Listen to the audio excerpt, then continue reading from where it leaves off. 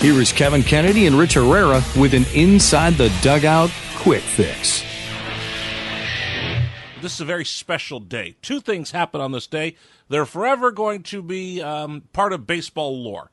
One was a baby boy was born somewhere in Southern California years ago that went on to be a big league manager.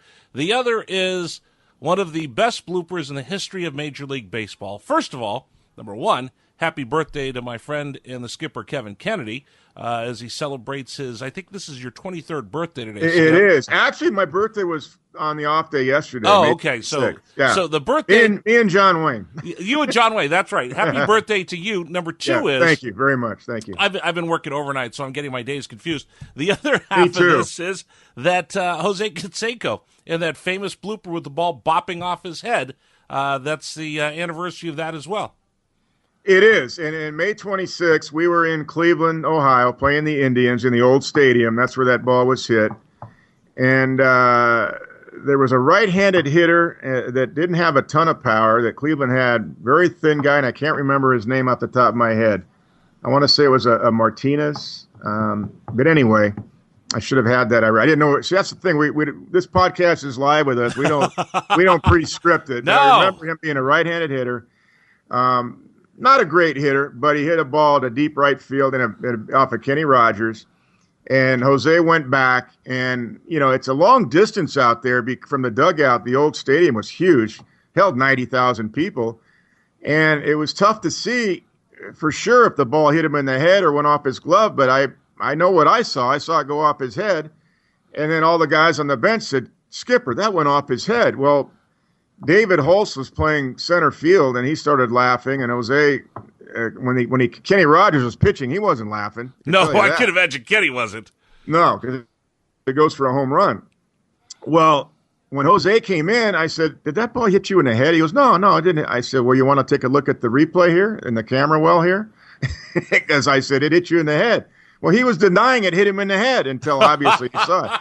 He didn't know it hit him in the head. So I go, well, I guess I said, "Jose, I guess that's how hard-headed you are," because, I mean, what can you do? We made light of it, and I think we won the game at the end of the day. But, yeah, that was on my birthday. I remember that.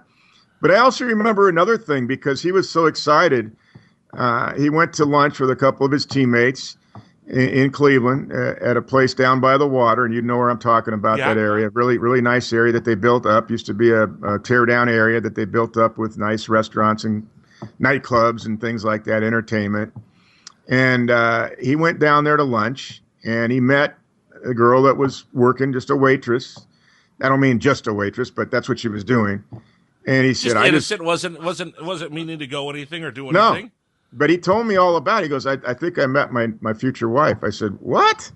You're kidding me." He goes, "No." Well, sure enough, her name was Jessica, I believe. Yeah. And, little did I know, later on, he had a party at his house on July 4th for the teammates, and she was there. And I went and we happened to have it was right before July. His birthday was July 1st. And it was on his birthday. And I remember we had an off day nonetheless. It was an off day. And I remember going with Jackie Moore, my bench coach, and we went and paid our respects for his birthday. And she was there. And I went to Jose. I went, "Oh, okay, Jose, I guess maybe you're right." Well, little did I know, yes, they got married and later on. And they have a wonderful daughter named Josie that's about 19 now, I think, or 20. And she's apparently doing very well as a model, and she is really a gorgeous girl and really loves her dad. I remember seeing a special when she was 13, 14 years old on one of the sports outlets about his life, and they interviewed her, and she said he's the best dad in the world. And when Jose had gotten in trouble later on when he left Miami, when he was under house arrest for something, the reason he left Miami wasn't to go do anything bad. He went to see his daughter in California because he missed her so much, and he wasn't supposed to leave, and he did, and so he got in trouble. But it ended up good.